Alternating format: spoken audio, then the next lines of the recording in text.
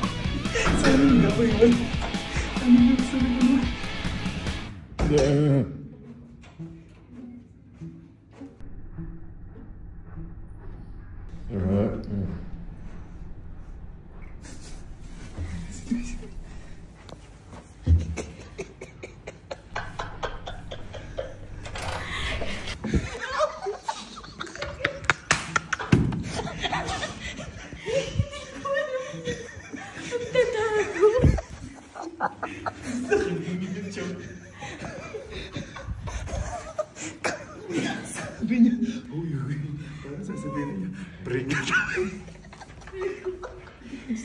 Sabi, eto na. Ito yung pinaka-hinihintay ko, si Sky. Kasi, si Sky ang madalas mangganito. Natutunan niya sa akin.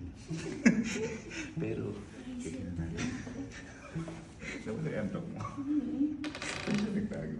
Doon.